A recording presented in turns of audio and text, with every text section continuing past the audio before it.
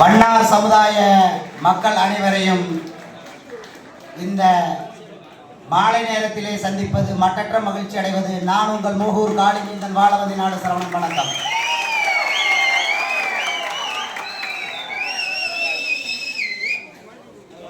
இந்த தமிழ்நாடு வண்ணார் பேரவையினுடைய 3வது மாநில மாநாட்டை தலைமையேற்று நடத்தி கொண்டிருக்கக்கூடிய அருமை சகோதரர் களப்போராளி மணிபாபா அவர்களே, மேற்கு மண்டல மாநில பொதுச் செயலாளர் மகிழ் செல்வராஜ் அவர்களே, மாநில பொருளாளர் தனபால் அவர்களே, மாநில தலைவர் செல்வராஜ் அவர்களே, தெற்கு மண்டல மாநில பொதுச் செயலாளர் கோல்டு முருகன் அவர்களே, மத்திய மண்டல மாநில பொதுச் செயலாளர் சங்கர் அவர்களே, மாநில கொள்கை பரப்பு செயலாளர் குணசேகரன் அவர்களே, கோவை மாவட்ட பொருளாளர் பூபதி அவர்களே, மற்றும் இங்கே எனக்கு முன்னால் உரையாற்றி அமர்ந்திருக்கக்கூடிய கொங்கின் ஆற்றல் மிகு ஒரு ரோல் மாடல்னு சொல்லலாம் நிறைய பேர்த்துக்கு. சாதி சமுதாய சங்கங்களில் இருந்து, சாதி கட்சியில் இருந்து ஒரு பொதுத்தளத்திற்கு ஒரு தன்னம்பிக்கையோடு தாண்டி தான் சார்ந்திருந்த சமுதாய மக்களினுடைய கோரிக்கை எல்லாம் இந்த கொங்கு மண்ணில் அஞ்சாமல் வைத்த என் அருமை அண்ணன் தனியரசு அவர்களே, தந்தை பெரியார் திராவிடர் கழகத்தினுடைய அருமை அண்ணன் திரு ராமகிருஷ்ணன் அவர்களே, தமிழ் தேசிய விடுதலை இயக்கத்தினுடைய தலைவர் அருமை அண்ணார் தியாகு அவர்களே, மற்றும் எனக்கு அடுத்து பேச இருக்கக்கூடிய அருமை சகோதரர் ஜக்கையன் அவர்களே, ஆதி தமிழர் கட்சி, அடுத்து பேச இருக்கக்கூடிய மலரவன் அவர்களே, இந்த மாநாடு நடைபெறுவதற்கு நான் முக்கிய காரணம் என்று சொல்கிறார்கள். அதை காட்டிலும் இன்னொரு முக்கிய காரணமாக இருக்கிறார். அவர்தான் உழைக்கும் மக்கள் விடுதலை கழகத்தினுடைய தலைவர் தேக்கமலை அவர்களே. அவர்தான் உங்களை கிட்ட என்னை அறிமுகப்படுத்தி வச்சார். அடுத்தபடியாக தோழர் செல்லகன் அவர்களே, தோழர் சுப்பிரமணிய அவர்களே, தோழர் மருதாச்சலம் அவர்களே, தோழர் நடராஜன் அவர்களே, தோழர் விடுதலை நாயகன் அவர்களே, அதற்கு பின்னால் நன்றியுரையாற்றக்கூடிய அருமை சகோதரர் சூலூர் கனகராஜ் அவர்களே, உங்கள் அனைவருக்கும் முதல் கண்ணினுடைய வணக்கத்தையும் வாழ்த்துக்களையும் தெரிவித்துக் கொள்கிறேன். கோயம்புத்தூர்ல ரெட் அலர்ட், கோயம்புத்தூர்ல ரெட் அலர்ட் யாருக்காகன்னு தெரியல, ஆனால் அது வண்ணார் மாநாட்டுக்கான ரெட் அலர்ட்டா இருக்கிறதோ என்று சந்தேகமா இருக்கு. புரியுதுங்களா? ரெட் அலர்ட் அப்படின்னா ரெட் அலர்ட்டை மீறி இங்கே ஒயிட் அலர்ட் அல்லவா இங்கே எல்லா பக்கமும் புரிந்து கிடக்கிறது. ரெட் அலர்ட் இந்த ஒயிட் அலர்ட்டை ஒண்ணுமே பண்ணாது என்பதை வந்திருந்திருக்கக்கூடிய வருண பகவானே நின்று போய்விட்டான். அந்த அளவுக்கு உங்களுக்கு இயற்கையினுடைய அருள் பரிபூரணமாக கிடைத்திருக்கிறது. இந்த மாநாடு உண்மையிலேயே திறந்த வெளியில் தான் நடந்திருக்க வேண்டும். என்ன காரணம் என்று எல்லோருக்கும் தெரியும். தலைவர் மணிபாபா அதை தெளிவாகவே சொல்லி இருப்பார் என்று நினைக்கிறோம். ஏன்னா அடக்குமுறை நமக்கு புதிதும் அல்ல, அடக்குபவர்கள் நம்மளுக்கு புதியவர்களும் அல்ல. ஆனால் அதையெல்லாம் தகர்த்தெறியக்கூடிய ஆற்றல் நம்மிடம் இருக்கிறது என்பதைத்தான் இந்த பொதுக்கூட்டம் மாநாடு நமக்கு காட்டுகிறது. என்ன காரணத்துக்காக இங்கே சமூக நீதி பேசக்கூடியவர்கள் எல்லாம் நிறைய பேர் சமூக நீதி பேசக்கூடியவர்கள், அது ஆண்ட கட்சியா இருக்கலாம், ஆளுங்கட்சியாக இருக்கலாம். இங்கே ஒடுக்கப்பட்ட, தாழ்த்தப்பட்ட, பிற்படுத்தப்பட்ட மக்களினுடைய உரிமைகளுக்காக அவர்கள் கூடும் பொழுது அரசாங்கம் அதில் தனி கவனம் செலுத்தி அவர்களுக்கான பாதுகாப்பை அளித்து இதை மாநாட்டை பொதுவெளியில் போட்டிருந்தால் வண்ணார் சமுதாயத்தினுடைய பகுத்தறிவுவாதிகளும் கொள்கைவாதிகளும் எவ்வளவு பெரியவர்கள் என்று இந்த கோயம்புத்தூர் மண்ணுக்கு தெரிஞ்சிருக்கும். மண்டபத்துக்குள்ள அடக்கிட்டதனால இவர்கள் கட்டுப்பட்டு விடுவார்கள் என்று நினைக்க வேண்டாம். ஒட்டுமொத்த சமுதாயத்தையே வெளுத்தெடுக்கக்கூடிய ஆற்றல் இந்த வண்ணார் சமுதாயத்திற்கு உண்டு. இந்த சமுதாயத்தினுடைய மாநாட்டில் வந்துட்டு பாத்தீங்கன்னா 19 வகையான தீர்மானங்கள் போட்டிருந்தாங்க. அதுல முக்கியமா ஒரு சில தீர்மானங்களை நான் சொல்லுகிறேன். மிகவும் பிற்படுத்தப்பட்டோர் பட்டியலில் வந்துட்டு வண்ணார் சமுதாயமும் இருக்கிறது. நான் பிறந்திருக்கக்கூடிய வேட்டுவ கவுண்டர் சமுதாயமும் அதில் தான் இருக்கிறது. அப்ப வந்துட்டு இவர்கள் வந்துட்டு ஒரு கோரிக்கையை வச்சிருக்கிறாங்க. எம்எம்பிசி மோஸ்ட் பேக்வேர்ட் கிளாஸ் அப்படிங்கிறதுல வந்து மோஸ்ட் பேக்வேர்ட் கிளாஸ் அப்படின்னு வந்து ஒரு பட்டியலை வைத்திருந்தாங்க. நிர்வாகிகள் எல்லாம் அன்னைக்கு எனக்கு வந்து அழைப்பிதழ் கொடுக்க போகும்போது இது என்ன காரணத்துக்காக இது இப்படி வச்சிருக்கிறீங்க அப்படின்னு கேட்டேன். அதற்கு அவர்கள் சொன்னாங்க, பொருளாதாரத்தில் விளிம்பு நிலையில் இருக்கக்கூடிய மக்களை எல்லாம் எம்பிசி பட்டியலில் கிட்டத்தட்ட 108 சமுதாயத்துக்கு மேல இருக்கு. அந்த 108 சமுதாயத்தில் இருக்கக்கூடியவங்களை அதுல பாத்தீங்க அப்படின்னா எல்லா இடத்திலையுமே வலுத்தவன் வைத்ததுதான் இங்கே சட்டமாக இருக்கிறது. வாழ்பவன் வைத்தவன் சட்டமாக இல்லை, இங்கே வலுத்தவன் வைத்ததாகத்தான் சட்டமாக இருக்கிறது. எம்பிசி பட்டியலாக இருக்கட்டும், பிசி பட்டியலாக இருக்கட்டும், எஃப்சி பட்டியலாக இருக்கட்டும், எஸ்டி பட்டியலில் கூட அங்கேயும் கூட ஒரு சில சமுதாயங்கள் மட்டுமே அந்த இடஒதுக்கீடு, கல்வி, வேலை வாய்ப்பு அத்தனையிலையும் அவர்கள் ஆதாயத்தை அடைந்து கொண்டிருக்கிறார்கள். அதை போக்க வேண்டும் என்பதற்காகத்தான் இவங்க வந்து எம்எம்பிசி அதாவது மோஸ்ட் பேக்வேர்டு கிளாஸ் என்று சொல்லி அதிலிருந்து ஒரு பிரிவை பிரித்து எங்களுக்கு வந்துட்டு ஒரு கோரிக்கையாக வைக்கணும், தமிழ்நாடு அரசுக்கு ஒரு கோரிக்கையாக வைக்கிறாங்க அப்படின்னு. இங்கே சாதியை பற்றின நிறையா பேருக்கு புரிதல் நிறையா பேருக்கு இல்லாமல் இருக்கு. இங்கே நிறையா பேர் என்ன நினைக்கிறாங்க, எஃப்சியில் இருக்கிறவங்கலாம் உயர்ந்த ஜாதி, பிசியில் இருக்கிறவங்க அதை விட கொஞ்சம் கம்மியான ஜாதி, எம்பிசியில் இருக்கிறவங்க ரொம்ப கம்மியான ஜாதி, எஸ்சி எஸ்டியில் இருக்கிறவங்க ரொம்ப தாழ்த்தப்பட்டவங்க என்று. அரசாங்கம் அன்னைக்கு கொண்டுட்டு வந்ததற்கான நோக்கம் என்னவென்றால், பிற்படுத்தப்பட்டோர், மிகவும் பிற்படுத்தப்பட்டோர், தாழ்த்தப்பட்டோர் என்பது ஜாதிய ரீதியிலாக இருக்கக்கூடாது, பொருளாதார ரீதியில் தான் அது இருக்க வேண்டும். ஆனா இங்கே ஜாதி ரீதியிலான பார்வையாக அது மாற்றப்பட்டிருக்கிறது. எம்பிசியில இருக்கிறவங்களே வந்து பாத்தீங்கன்னா பிசியில இருக்கிறவங்க எம்பிசியில இருக்கிறவங்கள கொஞ்சம் மட்டமா நினைக்கிறதும், எம்பிசியில இருக்கிறவங்க எஸ்சி எஸ்டியில் இருக்கிறவங்கள கொஞ்சம் மட்டமா நினைக்கிறதும், எஃப்சியில இருக்கிறவங்க எல்லாத்தையுமே மட்டமா நினைக்கிறதும் ஒரு போக்கு இருக்கிறது. ஆனா இங்க அப்படி கிடையவே கிடையாது. தமிழ் குடிகளினுடைய வரலாற்றை எடுத்து பார்த்தால் இங்கே யாரெல்லாம் முன்னேறிய வகுப்பு என்று சொல்லுகிறார்களோ அவர்களெல்லாம் அப்பொழுது பொருளாதாரத்திலே மிகவும் பின்தங்கிய நிலையில் இருந்தார்கள். யாரெல்லாம் பின்தங்கியவர்களாக இருந்தவர்களோ அவர்கள் தான் இந்த மண்ணை ஆட்சி செய்து கொண்டிருந்தார்கள். அப்பேற்பட்ட குடிகளிடம் இருந்துதான் இவங்க எல்லாம் மாறி வந்திருக்காங்க. ஆனா இன்று இருக்கக்கூடிய சட்டம் எம்பிசி பிசி அப்படின்னு பிரிச்சு வச்சிருக்கிறத வச்சுக்கிட்டு நிறைய பேர் தவறான புரிதல்ல இருக்கிறாங்க. எம்பிசியில பிறந்தவங்க மட்டமும் கிடையாது, எஃப்சிபிசியில பிறந்தவங்க உயர்வும் கிடையாது.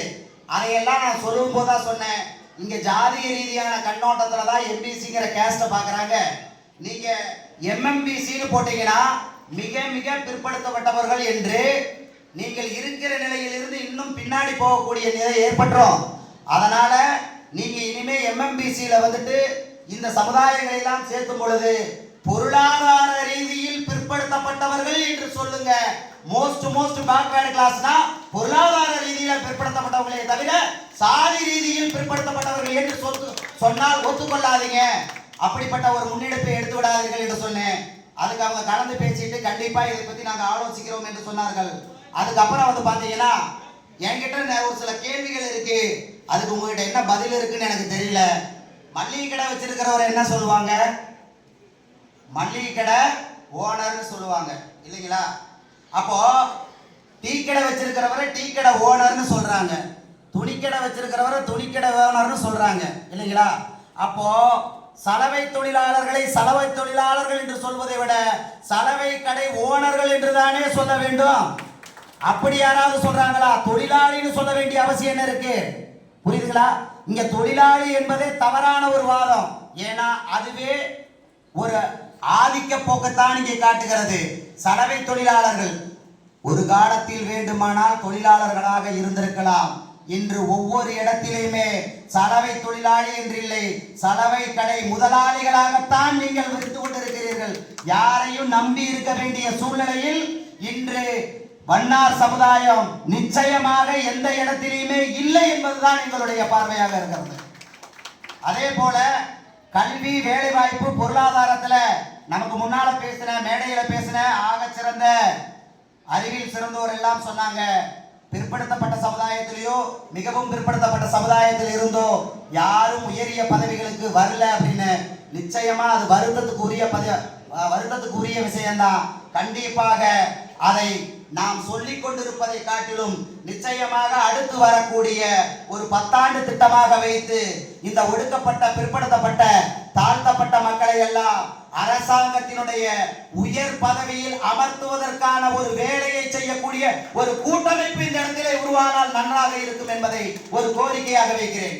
அதை காட்டிலும் இன்னும் ஒரு விஷயத்தை சொல்லி இந்த இடத்துல நாம தெளிவுபடுத்த விரும்புகிறோம். என்ன அப்படின்னா, கல்வி, வேலை வாய்ப்பு, பொருளாதாரம், அருமை அண்ணன் தோழர் அவர்கள் தியாகண்ணன் சொல்லும் போதும், அருமை அண்ணன் ராமகிருஷ்ணன் அவர்கள் சொல்லும் போதும் தெளிவா சொன்னாங்க, எந்த ஒரு சமுதாயம் கல்வியில மேல்நிலையாக்கம் பண்ணுகிறதோ, மேல்நிலையாக்கம் அடைகிறதோ அவர்கள் நிச்சயமாக வாழ்வில் தனி மனித பொருளாதாரத்தை எட்டுகின்ற ஒரு நிலையை வந்துவிட்டால் இங்கே எந்த சமுதாயமும் யாருக்கும் அடிமை இல்லை என்கின்ற நிலை வந்துவிடும். ஆகையால் இது போன்ற முன்னெடுப்புகளை வண்ணார் சமுதாயத்தினுடைய தமிழ்நாடு வண்ணார் சங்கம் முன்னெடுக்குமானால் நிச்சயமாக இந்த மேடையிலே உங்களுக்கு ஒரு உறுதிமொழியை கூறுகிறேன். நான் சட்டமன்ற உறுப்பினர் இல்ல, நாடாளுமன்ற உறுப்பினர் அல்ல, அரசாங்க பதவியிலும் இல்ல. அண்ணன் தனியரசு சொன்னது போல் நானும் எங்கும் லஞ்சம் வாங்கியதில்லை, லஞ்சத்துக்காக எந்த இடத்திலையும் போனதும் இல்லை. ஆனால் ஒன்றே ஒன்று மட்டும் சொல்லுகிறேன், இந்த மக்களுக்காக அடுத்த தமிழ்நாடு வண்ணார் பேரவையினுடைய 4வது மாநில மாநாடு நடக்குமானால் அந்த மாநாட்டிலே என்னை நீங்கள் அழைப்பீர்கள் என்றால் உங்கள் சமுதாயத்தை சார்ந்த படிக்கின்ற குழந்தைகளுக்கு 500 பேருக்கு என்னாலான உதவித்தொகையை நான் உங்களுக்கு தருகிறேன் என்று அது என்னுடைய சொந்த பணம். இங்க அரசாங்கம் அந்த கேஸ் இஸ்திரி பெட்டின்னு இருக்கு பாத்தீங்களா, அது நான் இப்ப கேட்டேன். வருடத்துக்கு பாத்தீங்க அப்படின்னா 2 வருஷத்துக்கு ஒருக்கா 1200 பெட்டி தர்றாங்களாம். 2 லட்சம் பேர் இருக்கக்கூடியதுல அந்த இடத்துல அடுத்த மாநாடு நடக்குமானால் அதையும் ஒரு உறுதிமொழியாக தருகிறேன். நான் சார்ந்திருக்கக்கூடிய கட்சியின் சார்பாக அடுத்து நடைபெறக்கூடிய வண்ணார் மாநில மாநாட்டிலே 500 பேருக்கு அந்த இஸ்திரி பெட்டியை நிச்சயமாக மணிபாபா அவர்களிடம் கொடுத்து உங்களுக்கு தருவதற்கான ஒரு ஏற்பாடை நிச்சயமாக செய்கிறேன். இது தற்காலிக நிவாரணம் தானே தவிர அருமை அண்ணன் ராமகிருஷ்ணன் அவர்கள் சொன்னது போல கல்வியிலும் பொருளாதாரத்திலும் நீங்கள் தற்சார்பு நிலையை அடைந்தால் மட்டும்தான் உங்களுடைய வருங்கால சந்ததி நன்றாக இருக்கும். அதை மனதில் வைத்துக் கொள்ளுங்கள். அதற்கு அடுத்தபடியாக தமிழ்நாடு அரசுக்கு எல்லா மேடைகளிலும் வைப்பதை போல இந்த இடத்திலும் ஒரு கோரிக்கை வைக்கிறோம். ஜாதிவாரி கணக்கெடுப்பை விரைந்து நடத்தி அந்தந்த சமுதாயங்களுக்கு உரிய பிரதிநிதித்துவத்தை உரிய விகிதாச்சார அடிப்படையில் இடஒதுக்கீடு வழங்க வேண்டும் என்பதை இந்த மேடையிலே ஒரு கோரிக்கையாக வைக்கிறோம். வண்ணார் சமுதாயத்தினுடைய கெஜெட்ல இருக்கக்கூடிய மக்கள் தொகையினுடைய கணக்கெடுப்பு எவ்வளவு தெரியுமா? அண்ணா சொன்னாரு 20 லட்சம் பேர் இருக்கிறீங்க அப்படின்னு. 9.5 கோடி பேர் வாக்காளர்கள் இருக்கக்கூடிய 9.5 கோடி மக்கள் இருக்கக்கூடிய தமிழ்நாட்டில் 20 லட்சம் என்றால் 2% இல்லைங்களா? அதை காட்டிலும் இன்னொரு விஷயத்தை சொல்லுகிறேன். 20 லட்சம் மக்கள் தொகை இருக்கிறார்கள் என்றால் ஒரு சட்டமன்றத்திற்கு 2,50,000 2,70,000 வாக்குகள் தான் இருக்கிறது. 20 லட்சம் என்றால் குறைஞ்சபட்சம் 8 சட்டமன்ற தொகுதிகள் உங்களுக்கான பட்டியல்ல இருக்கணும். அப்போ இந்த ஜாதிவாரி கணக்கெடுப்பை விரைந்து நடத்துவதன் மூலியமாக அடுத்து வரக்கூடிய அரசியல் தலைகளில் 8 எம்எல்ஏ வண்ணார் பேரவையில் இருந்து வருவார் என்கின்ற ஒரு நம்பிக்கையில் நாங்கள் இருக்கிறோம். அதனால்தான் இந்த ஜாதிவாரி கணக்கெடுப்பை நடத்துங்கன்னு சொல்றோம். ஏன்னா இங்கே நிறைய சமுதாயங்கள், எல்லா சமுதாயமும், நான் பிறந்த சமுதாயம் முதல் கொண்டு வேற எந்த சமுதாயம், அண்ணன் பிறந்த சமுதாயமா இருக்கட்டும், யாரை கேட்டாலும் நாங்க எப்பொழுதுமே ஒன்று சொல்லுவோம், 1 கோடி பேர் இருக்கிறோம் அப்படின்னு தான் சொல்லுவோம். நீங்க கேட்டாலுமே 20 லட்சம் கணக்கு இருந்தாலும் மணிபாபாவை கேட்டேன் 40 லட்சம் பேர் இருக்கிறாங்க அப்படின்னு தான் சொல்றாரு. அப்போ உண்மையான கணக்கு என்ன என்பது தமிழ்நாடு அரசு எடுக்கும் பொழுதுதான் நமக்கு தெரியும். புரியுதுங்களா? இங்கே ஆண்டான் அடிமை வலுத்தவன் ஏழை என்ற நிலை இல்லாமல் மாற வேண்டும் என்றால் சமூக நீதி, உண்மையான சமூக நீதி கிடைக்கணும்னா இங்க ஜாதிவாரி கணக்கெடுப்பு தான் ஒற்றை தீர்வாக இருக்கும். அதை தாண்டி வேறொரு தீர்வா இருக்காது. அப்பொழுதும் நீங்கள் ஒரே ஒரு விஷயத்தை மட்டும் ஞாபகம் வைத்துக் கொள்ளுங்கள். உங்களை இங்கே இருக்கக்கூடிய சித்தாந்தவாதிகள் எப்படி வேண்டுமானாலும் உங்களை வழிநடத்தலாம். ஒரே ஒரு விஷயத்தை மட்டும் ஞாபகம் வைத்துக் கொள்ளுங்கள். ஜாதிவாரி கணக்கெடுப்பு எடுக்கும் பொழுது ஜாதி இல்லை, மதம் இல்லை அப்படின்னு நீங்க சொல்லி உங்களை வந்துட்டு வண்ணார் பட்டியலில் இணைக்காம விட்டுட்டீங்க அப்படின்னா என்ன ஆகும் தெரியுங்களா? நாளைக்கு மறுபடியும் திருப்பி 5 லட்சம் 4 லட்சம் இருக்கிறதா கணக்கு காட்டி உங்களுக்கான அரசியல் உரிமை மட்டுமல்ல, உங்கள் சந்ததிக்கான எந்த உரிமையும் கிடைக்காம போயிடும். ஆகவே இங்கே வந்திருக்கக்கூடிய வண்ணார் சமுதாயத்தினுடைய இளைஞர்கள் அத்தனை பேருக்கும் ஒற்றை கோரிக்கையாக நான் வைக்கிறேன். ஜாதிவாரி கணக்கெடுப்பு எடுக்கும் பொழுது விழிப்புடன் இருந்து அத்தனை பேரையும் ஒரே பட்டியலில் நீங்கள் இணைத்தீர்கள் என்றால் நிச்சயமாக உங்களுக்கு கிடைக்கக்கூடிய இடஒதுக்கீடாக இருக்கட்டும், கல்வியில் இடஒதுக்கீடாக இருக்கட்டும், அரசியலில் இடஒதுக்கீடாக இருக்கட்டும், எல்லா ஒதுக்கீடுகளும் உங்களை தேடி வரும் என்பதை இந்த இடத்தில் பதிவு செய்ய விரும்புகிறேன். ஆகையால உண்மையாலுமே இந்த மாநாட்டை நடத்துவதற்காக